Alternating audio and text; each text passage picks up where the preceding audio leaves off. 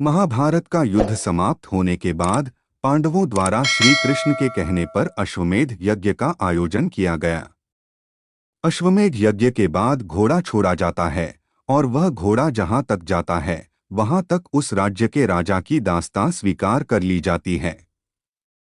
घोड़े की रक्षा के लिए धनुर्धर अर्जुन को नियुक्त किया गया था। कोई भी राज्य का राजा उस अश्व को रोकने की कोशिश नहीं करता था, क्योंकि अर्जुन ने पितामह भीष्म और महाबली कर्ण जैसे योद्धाओं को मृत्यु का ग्रास बनाया था। घोड़ा निरंतर आगे बढ़ता जा रहा था। कई राज्यों को पार करने के बाद वह घोड़ा रतनपुर राज्य की सीमा तक जा पहुंचा। रतनपुर के राजा मोरध्वज बड़े ही धर्मात्मा और श्री नारायण के परम भक्त थे। राजा मोरध्वज का पुत्र ताम्रध्वज था।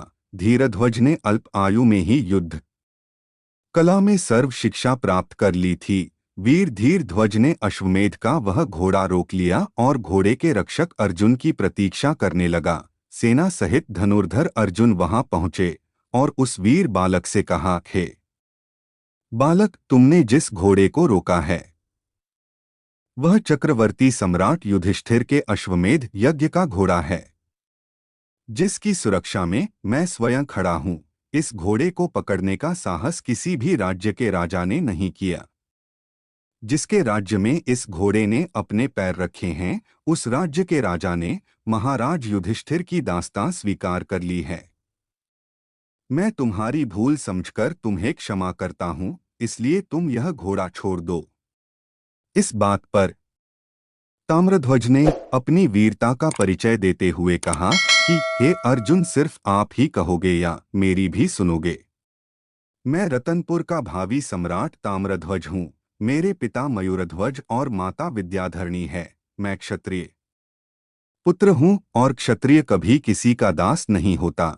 इस पर अर्जुन ने कहा कि नादान बालक, तुम जानते नहीं हो तुम क्या कर रहे हो। तुम्हारा यह बाल हठ युद्ध करवा सकता है और युद्ध का परिणाम तुम नहीं जानते हो, इसलिए तुम यह घोड़ा छोड़ दो और अपने पिता को सूचित करो ताकि वह तुम्हें समझा सके।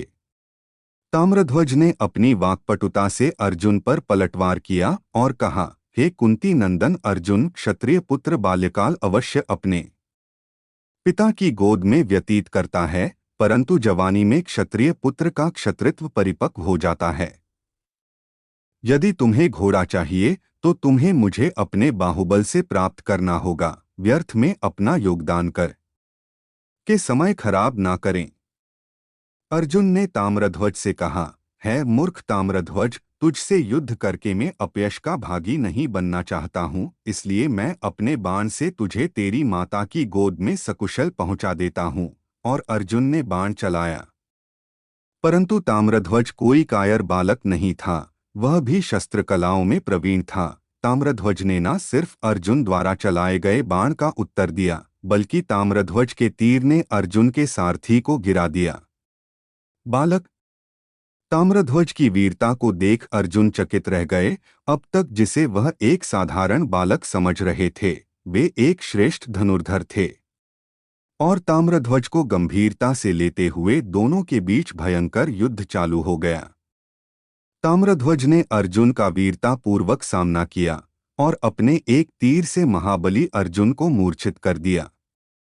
अर्जुन को वहीं छोड़ ताम्रध्वज घोड़ा लेकर अपने नगर गए, जहां उनका भव्य स्वागत किया गया। और जब अर्जुन मूर्छित अवस्था से बाहर आए तो उनके समक्ष श्री कृष्ण बैठे थे।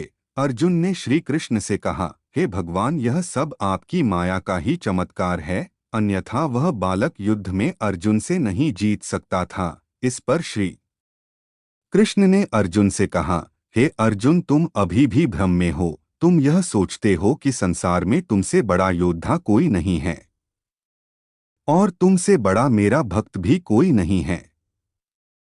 अर्जुन ने श्री कृष्ण से कहा, क्या यह सत्य है माधव? श्री कृष्ण ने कहा कि तुम्हें अपने से बड़ा योद्धा मिल ही गया है, और अगर अब अपने से बड़ा दानी और भक्त भी देखने की इच्छा है तो बताओ। अर्जुन ने श्री कृष्ण से कहा कि मैं अवश्य ही उस भक्त के दर्शन करना चाहूंगा जो मुझसे भी बड़ा आपका भक्त है। श्री कृष्ण और अर्जुन साधु का वेश धारण कर तथा यमराज एक सिंह के भेष में रतनपुर राज्य की ओर प्रस्थान किया, जहां राजा मयूर ध्वज का राज दरबार लगा था। जैसे ही राजा मयूरध्वज को इस बात की खबर लगी कि साधु उनके राज दरबार में आए हैं, तुरंत उन्होंने अपना सिंहासन छोड़ साधुओं को प्रणाम कर आशीर्वाद लिया। ब्राह्मण रूपी श्री कृष्ण ने राजा मयूरध्वज से कहा कि हमने तुम्हारे दान की बहुत प्रशंसा सुनी है। चारों ओर तुम्हारे यश की कीर्ति है कि कोई भी याचक तुम्हारे दरबार से खाली हाथ नहीं जाता है। राजा मयूरध्वज ने ब्राह्मण रूपी श्री कृष्ण से कहा कि यह भगवान नारायण की ही मुझ पर कृपा है कि आज तक मेरे दरबार से कोई खाली हाथ नहीं लौटा है। ब्राह्मण रूपी श्री कृष्ण ने कहा कि हम आपसे ऐसी कोई वस्तु नहीं मांगेंगे जो आपके अधिकार क्षेत्र से बाहर हो। श्री कृष्ण ने राजा मयूरध्वज से कहा कि हम तीन प्राणी बहुत लंबे समय से यात्रा कर रहे हैं। हम दोनों तो कंदमूल खाकर अपनी भूख शांत कर लेते थे, परंतु हमारे साथ यह सिंहराज भी हैं जो सिर्फ मांसाहार करते हैं, और यह सिर्फ मनुष्य का मांस भक्षण करते हैं। मयूरध्वज ने श्री कृष्ण से कहा कि मैं सिंहराज के समक्ष प्रस्तुत हूँ। यदि वह मेरा भक्षण करेंगे तो मैं खुद को धन्य समझूंगा।